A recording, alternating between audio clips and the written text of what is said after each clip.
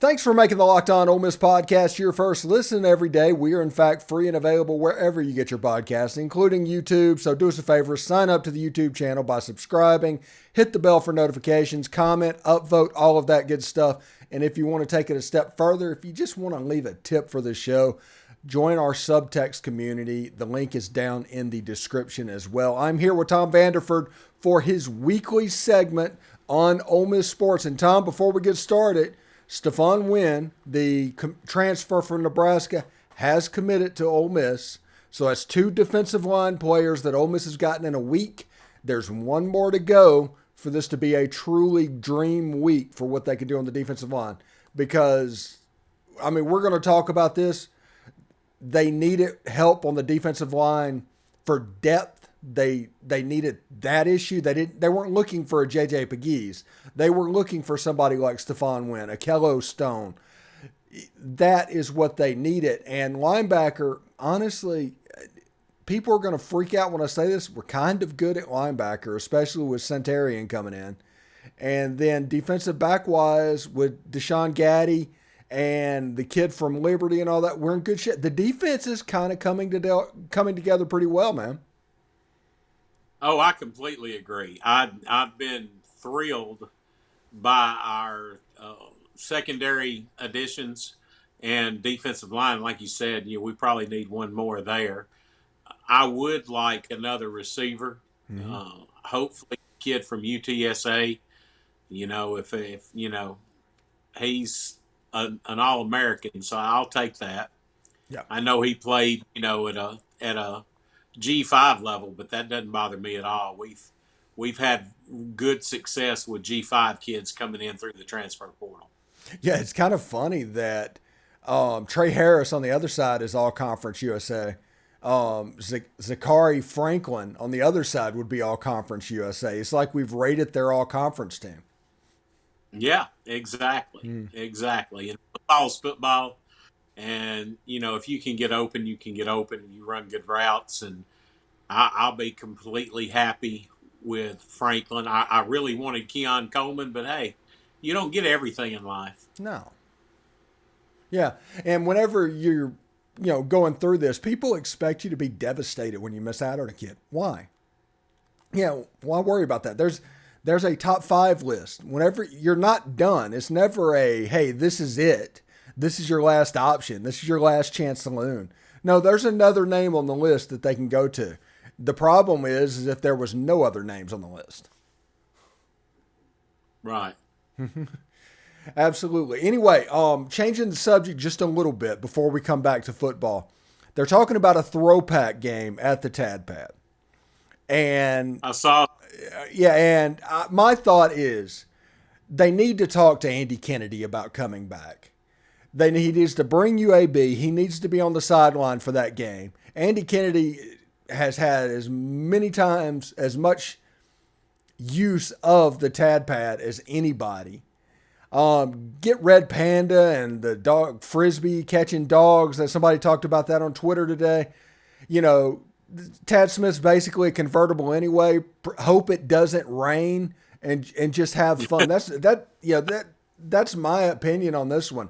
I am so fired up about the idea of this happening, and I do think Andy Kennedy needs to be the main course, the main guy. I'd dream if we played UAB. And I think I saw you mention this, but others have mentioned it as well. I think there ought to be a special way that we could bring Marshall Henderson in there too. Oh, absolutely. Yeah, he absolutely needs to be honored before the game or at halftime. Something's going on that Marshall Henderson needs to have his moment in that game. More than any other game at the Pavilion, that game at the Tad Pad, probably the last time they're playing in there, it might be a yearly thing, but who knows. He gets recognized. And that would be great. It'd be really great if they could paint the floor up like it used to be painted. The blues that were just the wrong color. You remember that? Like Gerald Glass time when Ed Murphy and all that was here? Oh yeah. All the chairs were, different colors and, it was wild. I can remember going there. I'm dating myself, but when I was in high school, I went to a track meet there, and then we had to go sit in the gym, and that's the first thing I noticed was, everything was, all the chairs were different colors. There wasn't a whole lot of Ole Miss anything in there, but yeah, that would be kind of neat. Yeah, when it comes to the Tad Smith, my number one memory that I go to, everybody might think of Marshall Henderson. The memory that I always come back to was Dick Vitale being in Tad Smith against Kentucky. Keith Carter hitting a three somewhere towards the ends of the game to kind of put it away, and Ole Miss beating Kentucky and storming the court. And that is probably the last time I stormed anything, but I did storm the court that day. And Ole Miss beating Kentucky and Rick Pitino, and heck, it might have been like Jamal Mashburn or somebody. There's some dudes on that team. Oh yeah, oh yeah. We're at 100 days. I guess yesterday was 100 days until football season. Tomorrow is going to be 99 or something like that. And it got me thinking, what are your expectations for Ole Miss this season? I'm not talking about wins and losses. We haven't gotten to that point of the year yet. But what are your expectations for this football team going into 2023? I want to see progress every week. Of course, our schedule is different. It's not as backloaded as last year, but it's still pretty darn tough. And I think we've got one of the top 5 or 6 schedules in the country, actually. But what I want to see is improvement every week. I know that's kind of cliche, but especially on defense, I don't expect the defense to have their act together in week 1, nor do they need to have their act together in week 1. But I want to see them running to the football. I want to see them tackling with an attitude. Yeah, I want to see some land shark mentality from our defense. And on our offense, I want to see us score lots of points, man. Of course, you got to look at it though, kind of funky. If you score a lot of points, you could wear your defense out. I think that's where the depth's coming in with all these defensive linemen we're getting. I think that's part of the reason you need all the depth you can get. We're going to be pretty deep everywhere, but I would like to see them limit turnovers. I want to, and I hate to echo Bill Flowers, but I want to see Jackson Dart throw a couple of skinny posts. I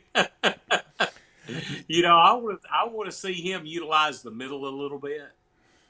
Yeah, and you have no idea, and Tom has no idea what today's show is about. Today we did a deep dive on quarterbacks and Lane Kiffin's offense, going back to Chris Robeson at FAU and what he did in the middle of the field, and then we looked at what Matt Corral did both years in the middle of the field, and then we took at Jackson and Spencer. So yeah, we've got a lot of the middle of the field on this show today. Yeah, well, that's good. Good, but yeah, I would like to see us be consistent on offense, limit turnovers. I don't want to see any injuries on either side of the ball. I do feel like we're deeper on defense than we were last year, and no bust on Chris Partridge, but I mean I consistently see, rankings where Pete Golding's one of the top 10 defensive coordinators in the country. So I expect him to do better with his staff, and I expect the talent we have on defense to play better. If we can just have 40th, 50th ranked defense in the country and our offense performs like I think it will, we could have a really special season. Yeah, if what you just described, that's a 10-win team. If the defense is 40 to 50 and the offense is explosive, yeah, that's a heck of a team. That team's playing in the New Year's Six. Exactly, and we have the ability to. Now we also have the ability to, go 6-6. But I think 6-6 probably our floor. I think 10-2, 9-3, our ceiling. But yeah, we're going in the right direction. We've just got to take time. Yeah. Got to take time. But I love, and I've mentioned this before, and I'll mention it again. I love how Coach Kiffin treats this like NFL free agency. You know, you lose a guy, you get a guy. Mm. You know, you go out in the portal, you find a kid. We'll get a receiver. Hopefully, it's the kid from UTSA. It may be some kid I've never heard of. Mm. But you know, you lose a guy, you get a guy. That's just how he works. Yeah, and the player, I think there's two transfers that we know about that Ole Miss is trying to get. The other one is today. Isaac Ukwu is supposed to announce between likely Ole Miss and Missouri. He's a defensive end out of James Madison, which always makes me funny because of what's that? Yeah, I hope we get that kid. Have you seen his tape? Yeah, he's legit. Yeah, he's legit. Yeah, but it's always funny to me is that the person that wrote our Constitution, the nickname for the school name for him is the Dukes, which is hilarious to me. And I'll always have a good time with that. But yeah, so Isaac Ukwu and also maybe Zachary Franklin we're talking about, a UTSA receiver. Yep. Those are two names that we should keep an eye on this weekend, this Friday, Saturday, and Sunday to see if something pops. If Ukwu pops on Friday night, I'll probably do a video on it Saturday or Friday, something, some semblance of a reaction video to it. And as Zachary Franklin does the same thing, we will keep an eye on that as well because we're getting close to players reporting. There's video coming up like Centarian Perkins. He's ready to get to Oxford. He's a game changer. But I do caution everybody to remember that Patrick Willis, while he played as a true freshman, Rob Robertson started when he was a true freshman. So that might be a similar deal with Suntarian as well, his first year on campus. So thanks for making the Locked On Ole Miss podcast your first listen every day. Every day airs tomorrow on the show. We are hoping for Jared Ivey. If we get Jared Ivey, we're going to get him out, and we're going to put him out at 7 in the morning. He has an elite skills camp May 27th at North Gwinnett High School. If you look on Twitter, he has it, I think, pinned on his profile. If you're looking to sign up, I think it's like $50 or something like that. So check out that. That's the Jared Ivey Elite Skills Camp. So that should be pretty cool. Anyway, thank you very much, Tom, for stopping by today. And enjoy your weekend. And like I said, get what we talked about earlier. If it happens, get me a screenshot, please. You got it, buddy. All right. Take care, man. Hotty toddy.